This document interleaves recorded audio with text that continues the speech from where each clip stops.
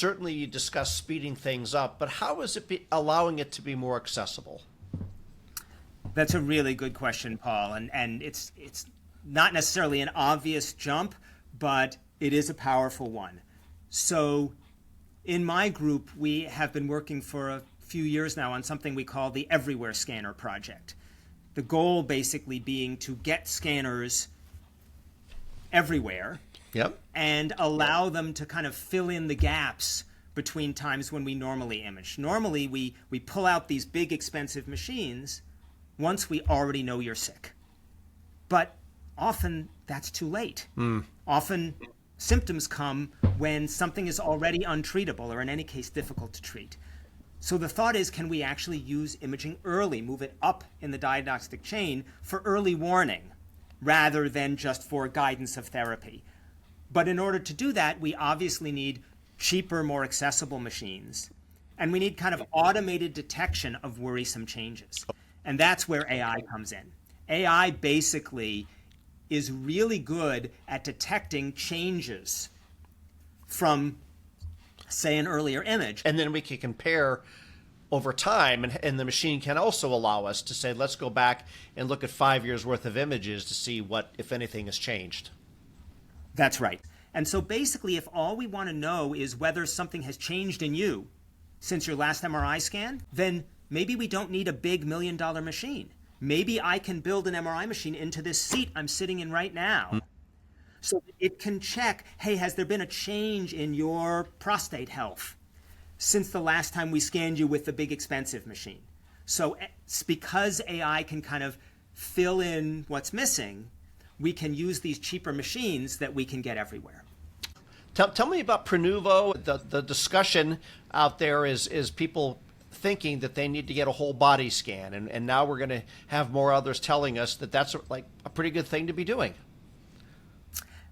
Absolutely, and full disclosure, I am an advisor, a scientific advisor for Ezra, which is a company that, like Preventable, although in a somewhat different way, does whole body scanning.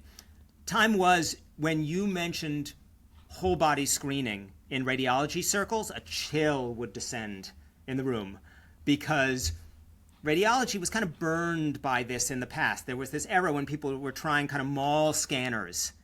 And what would happen is they generate all kinds of false positives. Oh. So when we take an image of you, I guarantee you we will see something that is noteworthy. The question is, what do we do about it? Is it important? And in the old days, just doing a scan was a good way of alarming patients by producing these false positives. Here's the amazing thing. False positive rates aren't fixed.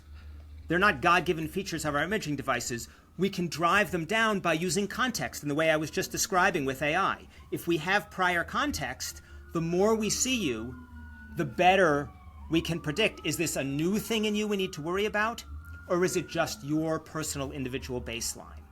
So what these companies are starting to try to do now is do longitudinal imaging. Imaging not just once, not just sort of a one-shot screen, okay, here are the findings, go do something about it, but instead following you over time so they can establish a baseline and really understand your individual health. And that's something that I think has a real shot of transforming medicine.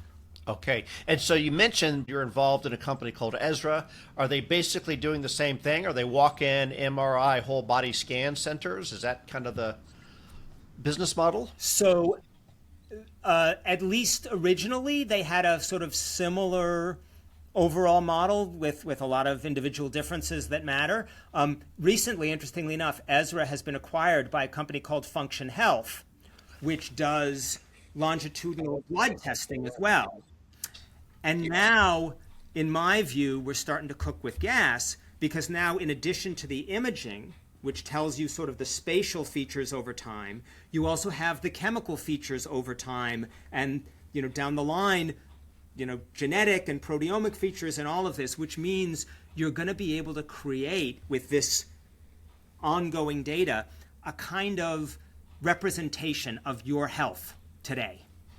And what AI models can do is they can track whether that representation is more or less staying the same or it's deviating. And what we want to do is we want to catch that deviation early before disease develops while it's still curable.